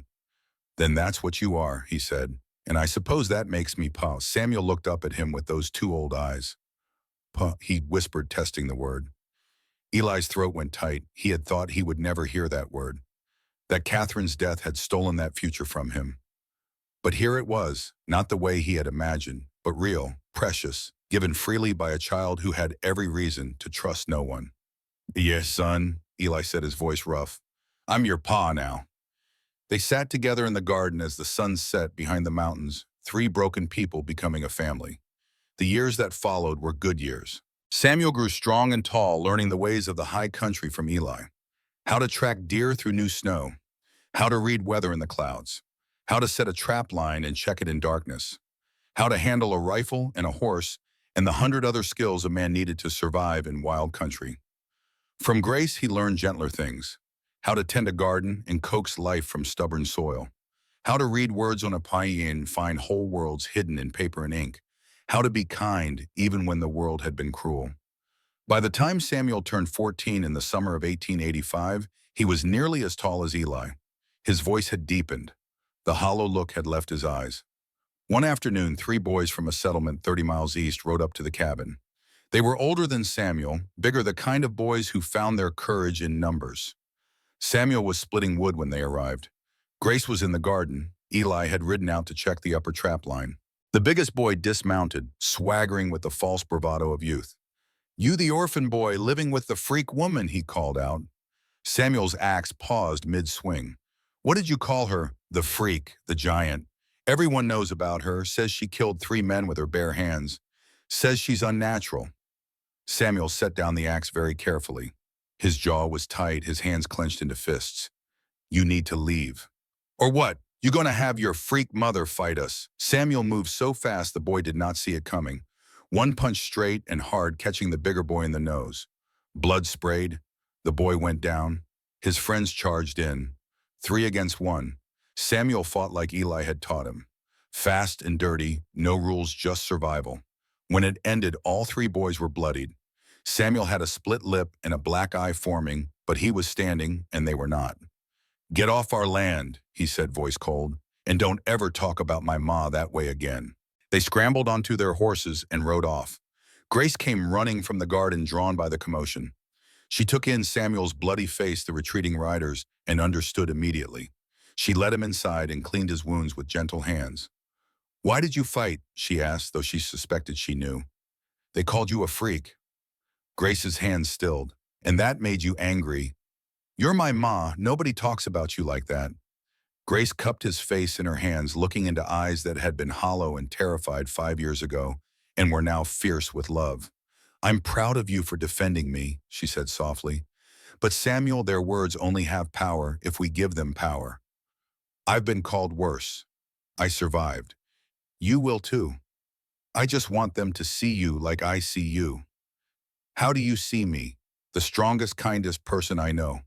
Grace pulled him into her arms, this boy who had become her son, not by blood, but by choice. "I love you, Samuel," she said. It was the first time she had spoken the words aloud. "I love you too, Ma." When Eli returned that evening and heard what had happened, he took Samuel aside. "You did right," he said simply. "A man protects what's his, and she's ours to protect." Samuel nodded, pride swelling in his chest. That night, for the first time since burying Faith, Grace felt complete. Not because the old pain was gone, it would never be fully gone, but because new love had grown in the space loss had carved out. The years turned like pages in a book. 1892 arrived with Samuel grown to 21, a man in every way that mattered. He worked the trap lines with Eli, could outride and outshoot most men twice his age, and had the quiet competence of someone raised in hard country. That spring, he rode to the Patterson Ranch to help with branding. He came home a week later with stars in his eyes. "There's a girl," he said, the words tumbling out over dinner. "Emma Walsh. Her father has the spread east of Patterson's. She's smart and kind, and she laughed at my jokes, and I think I might want to marry her someday." Grace and Eli exchanged glances across the table. "Bring her to meet us," Grace said, smiling. "If she's important to you, we want to know in her." 3 weeks later, Samuel returned with Emma Walsh riding beside him. She was 19 with chestnut hair and warm brown eyes and a smile that lit up her whole face. She dismounted and looked up at Grace, taking in her height without flinching. "Mrs. Stone," Emma said, "Samuel has told me so much about you, about how you saved him when he was just a scared little about how you made him feel safe when the whole world was terrifying." She paused, then continued with simple sincerity. "I'm honored to meet you, ma'am." Grace felt her throat tighten. No fear in this girl's eyes, no judgment, just warmth and honest respect. "Call me Grace, dear," she said. "And if you and Samuel decide to marry, I'd be honored to call you daughter." Emma's smile grew even brighter.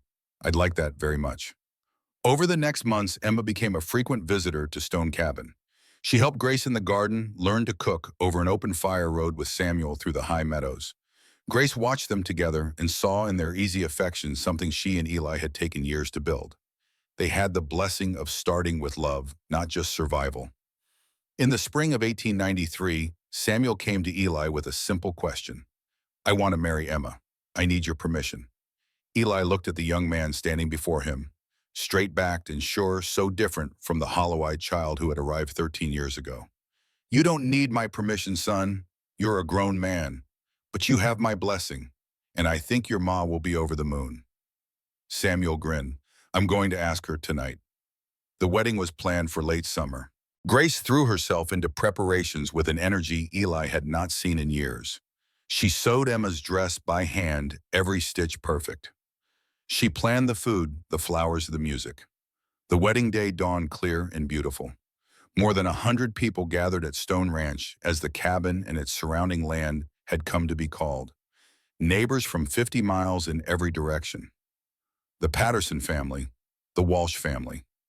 Even Reverend Chandler, now quite elderly, who had traveled from Pine Ridge to perform the ceremony. Samuel stood at the makeshift altar in his best clothes, his dark hair slicked back, his hands shaking slightly.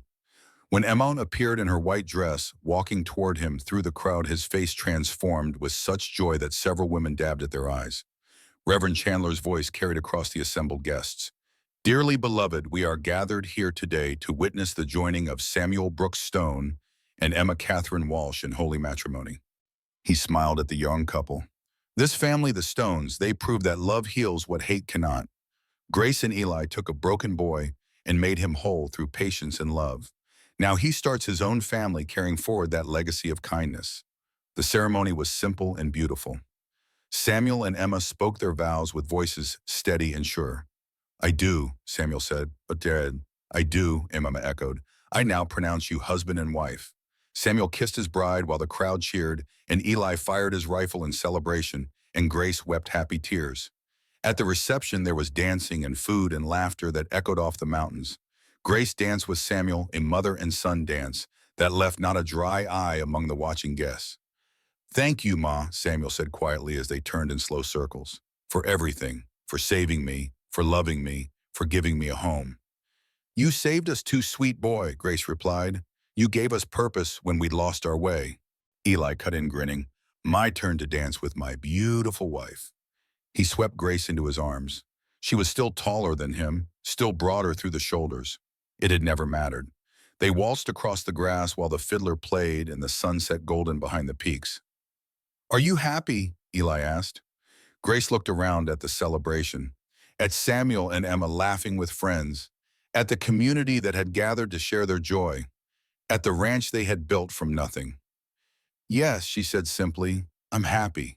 It was the first time she had said those words and meant them completely since before Henry died. In March of 1894, Grace became a grandmother. Daniel Stone came into the world screaming red-faced and healthy with his grandfather's gray eyes and his father's dark hair. Grace held the baby and wept. She had thought this moment lost forever. That holding Faith as she died had been the last time she would cradle an infant. But here was Daniel warm and alive and perfect. Hello, little one, she whispered. I'm your grandmother Grace, and I promise you I will love you fiercely for all my days. Eli stood beside her, his hand on her shoulder, his own eyes wet. We're grandparents, he said, wonder in his voice. We're grandparents, Grace agreed. That year brought another change. Word had spread about Grace, but not the old stories of the one and the devil's nun. New stories, true stories, stories about a woman strong enough to haul logs and gentle enough to tend sick animals, about someone who had survived terrible things and chosen kindness anyway. When Martha Peterson went into labor 3 months early, bleeding and terrified, her husband rode straight to Stone Ranch. Please, he begged, the doctor's 3 days away. She's going to die. The baby too. Please, Mrs. Stone. Grace did not hesitate. She rode back with him through the night. She found Martha in bad shape. The baby was breech coming wrong, and Martha had lost too much blood already. But Grace was strong, strong enough to hold Martha steady, strong enough to help turn the baby with hands that had once killed but now only sought to save.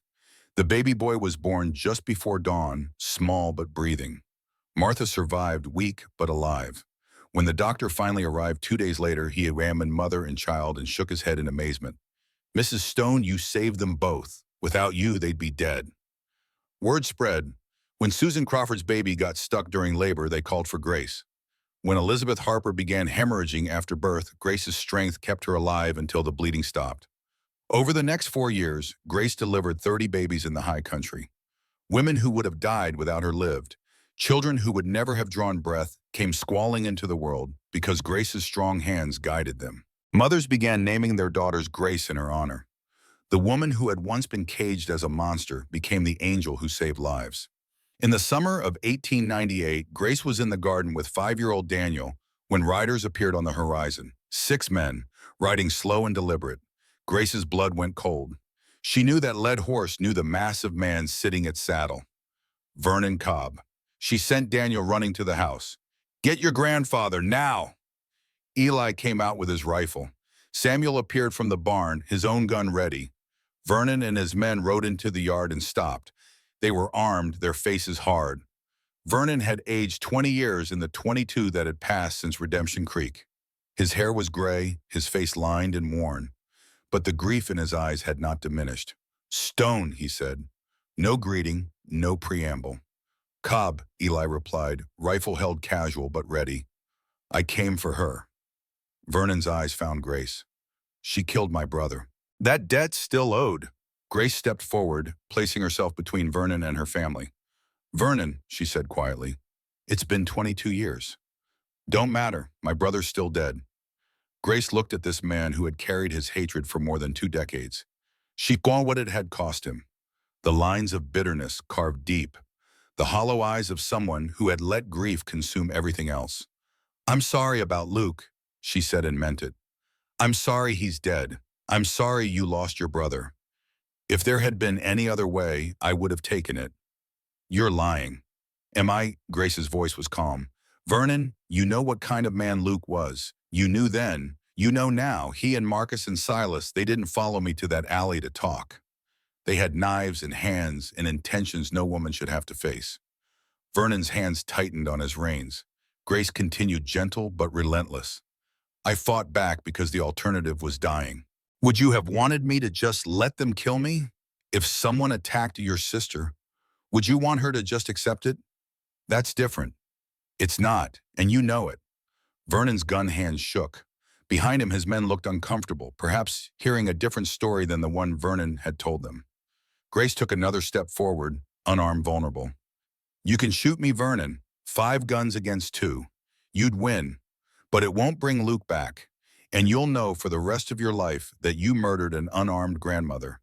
Is that the man you want to be?" Silence fell over the ranch yard. The only sounds were wind in the pines and the distant call of a hawk.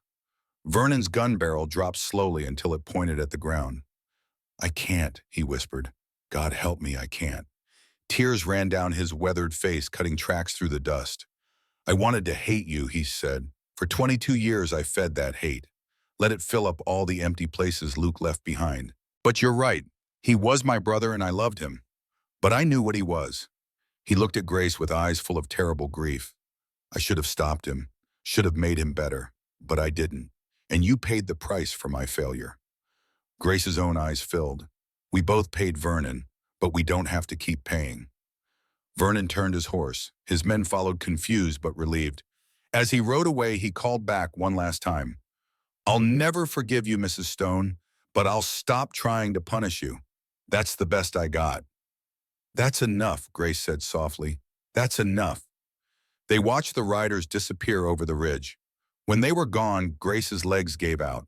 She sat down hard in the dirt, shaking. Eli and Samuel rushed to her side.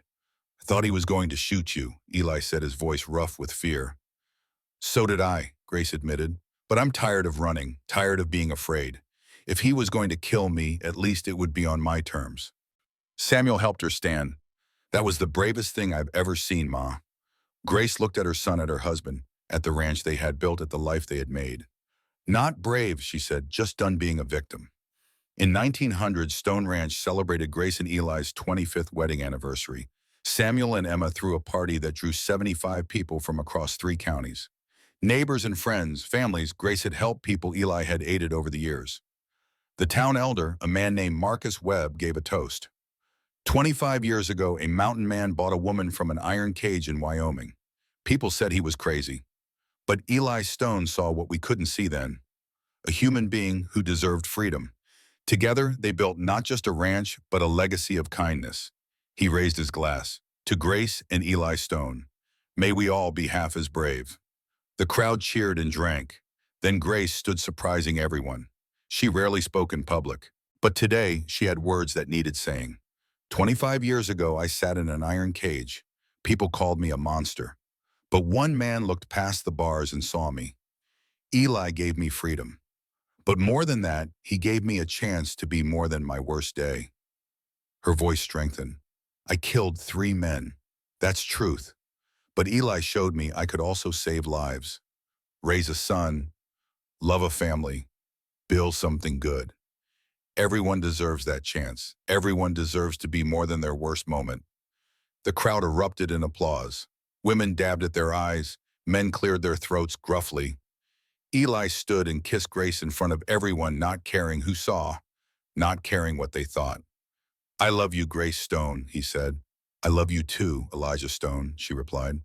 They had never said it in public before, but after 25 years of survival and struggle and building something real, the words came easy. The years continued their steady march. More grandchildren arrived. Rebecca in 1901, Thomas in 1903. Grace divided her time between the ranch and riding out to help women in labor. Her hair turned silver, but her strength remained. She could still split wood and haul water and carry a laboring woman to safety. By 1905, on their 30th anniversary, Grace and Eli sat on the porch in the evening quiet, just the two of them watching the sun paint the mountains purple and gold. 3 grandchildren played in the yard. Samuel and Emma's voices drifted from the house where they were preparing dinner. Did you ever imagine this? Grace asked softly. Eli considered the question. Honestly, no. I thought I'd die drunk in the mountains. You saved me, Grace. We saved each other. They sat in comfortable silence, hands touching on the armrest between their chairs. I love you, Elijah Stone, Grace said. The words still held wonder even after 30 years. Took me time to say it easy, but I do. I love you too, Eli replied. Always have. Always will. The winter of 1918 came early and hard. Grace was 71 now, her body finally showing the wear of decades of hard work. But when a desperate father rode to the ranch in the middle of a blizzard begging for help because his wife was having twins and bleeding badly, Grace did not hesitate. She rode out into the storm. The delivery was difficult. Both babies breached the mother, hemorrhaging. It took hours of careful work, all of Grace's strength and skill, to bring the twins safely into the world and stop the bleeding that threatened to take their mother. By the time Grace rode home, she was soaked through and shaking with exhaustion. The pneumonia set in within days. Grace fought it for 3 weeks, but her body was tired, ready to rest. Samuel and Emma brought the grandchildren to say goodbye. Daniel was 24 now, Rebecca 17, Thomas 15. All of them wept. Eli never left her side. On a cold January morning with snow falling soft outside the window, Grace opened her eyes and found Eli holding her hand. Eli, she whispered, I'm not afraid. His tears fell on their joined hands. I know, darling. I've had a good life, better than I dreamed in that cage. You gave me a good life too. Grace smiled, the expression peaceful. Promise me something. Anything. Don't go back to that dark place you were before. Keep living. For Samuel. For the grandchildren. For me. I promise, Bastas. Grace looked past Eli to where Samuel stood with his family. Daniel, Rebecca, Thomas, she said, her voice faint but clear. Listen to me. You come from strength. Not the kind that breaks bones, but the kind that keeps standing when the world says fall. Remember that. She looked at Samuel, this boy who had become her son. Sweet boy, you were my greatest gift. I love you. Samuel's face crumpled. I love you, Ma. Grace turned back to Eli. Her hand tightened weakly on his. Thank you, she whispered, for buying me from that cage, for loving me, for giving me this life. I'll wait for you. Her eyes closed, her breathing slowed, And then gently as snow settling on pine branches, Grace Hartwell Stone took her last breath. Eli bent his head over their joined hands and wept. The funeral drew more than 300 people. They came from 100 miles in every direction. Women Grace had helped in childbirth, children she had saved, neighbors she had aided, friends she had made. They buried her on the hill behind the ranch with a view of the mountain she had loved. The headstone read Grace Hartwell Stone, 1847 to 1918. Beloved wife, mother, grandmother, she chose mercy when the world wanted blood. Eli stood at the grave long after everyone else had left. The sun was setting, painting the snow gold and pink. I'll see you soon, my love, he whispered. And he kept his promise to her. He kept living. On the porch of Stone Ranch on a June evening in 1919, old Eli finished his story. The stars were coming out over the peaks. Inside the house, lamplight glowed warm. Daniel sat forward, tears on his face. She was extraordinary, he said, his voice thick with emotion. In every way, Eli agreed. Her strength, her heart, her courage. I wish I'd known her better. Before the war, I was just a kid. I didn't appreciate what I had. She knew you loved her, Danny. That's what mattered. They sat in silence for a moment. Then Daniel asked the question that had been building all evening. Why did you tell me this story? Oh, Eli looked at his grandson, seeing the shell shock still shadowing his eyes, but seeing too the first hints of healing. Because you've got that same look she had in the cage. Like you're done. Like the world broke you and there's no coming back. He leaned forward, his voice intense. But Grace came back, and so can you. If she could survive what she survived, if she could build what she built, then you can survive what you've been through. I killed people, grandfather, boys younger than me. I watched my friends die. I can't unhear the screams. I know. War does that. Your grandmother knew it too. She heard those men's bones break every night for years. But she chose to keep living. Not just surviving. Living. Eli stood offering his hand. You can too, Danny. One day at a time. Tomorrow you help me with the horses. Then we fix that fence. Then we have dinner. Small things until the days add up and you realize you're alive again. What if I can't? Then I'll be here. Just like I was for Grace. Just like she was for Samuel. That's what family does. Daniel took his grandfather's hand and stood. Together they walked toward Grace's grave on the hill. The sunset painted everything gold. Fresh flowers lay on the headstone placed there by Eli that morning, as he did every morning. Daniel noticed something he had not seen before. Next to Grace's grave was another headstone already carved and waiting, Elijah Stone, 1843, to Orm. Beloved husband, father, grandfather. He saw her when others looked away. You had yours made already, Daniel asked. Eli nodded. I'm 86, boy, won't be long now, but I'm not afraid because I know she's waiting. They stood in silence at the graves. Then something shifted in the air. The light seemed to change, growing softer, warmer. A figure appeared beside Grace's headstone. She was young again, perhaps 30, as she had been when Eli first saw her. Her blonde hair hung in a long braid. She wore the blue calico dress from their wedding. Her pale blue eyes were clear and full of love. Grace's ghost smiled at Eli. She reached out, not quite touching, a gesture of invitation and patience. Daniel saw nothing. He was looking at the mountains lost in thought. But Eli saw her. He nodded slightly, a promise. Soon. Grace's form shimmered and faded like morning mist in sunlight. Come on, Eli said to Daniel, his voice peaceful. You're the daddies to get dinner, boy, tomorrow. We work. They walked back to the house together, grandfather and grandson, bound by blood and story, and the shared understanding of what it meant to survive.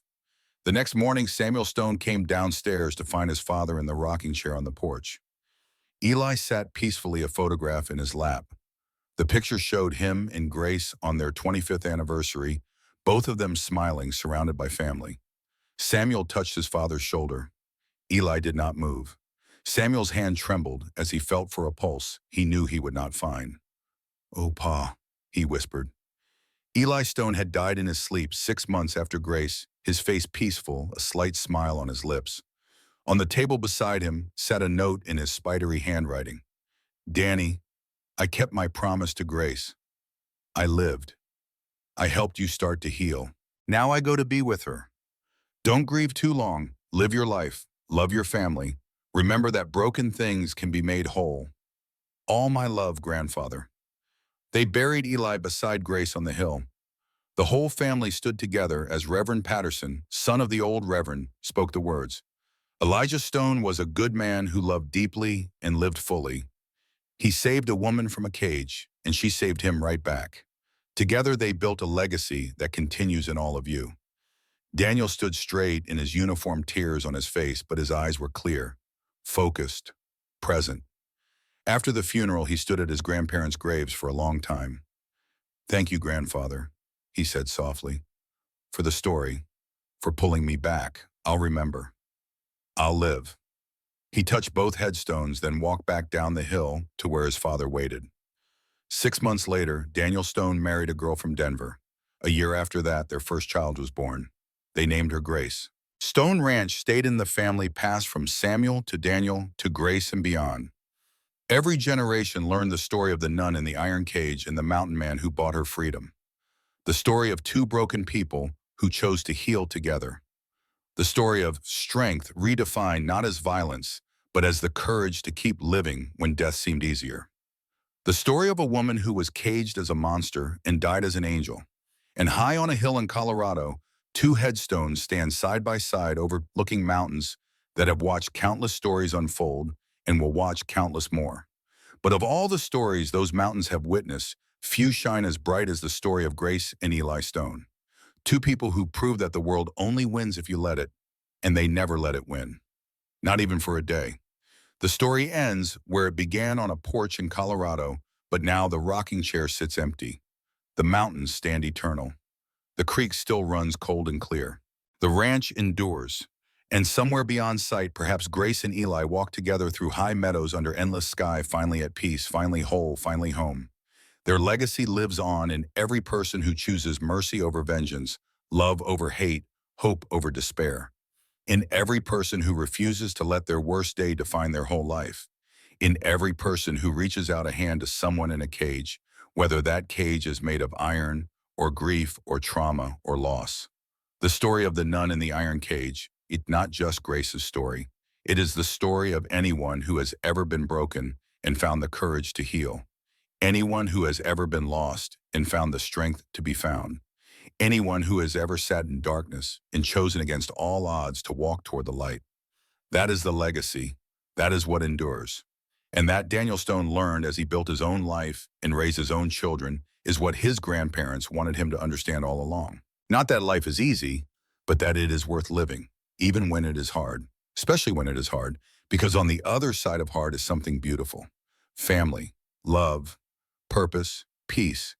The things Grace and Eli built from nothing but two broken hearts and the stubborn refusal to give up. That is their gift, and it continues still.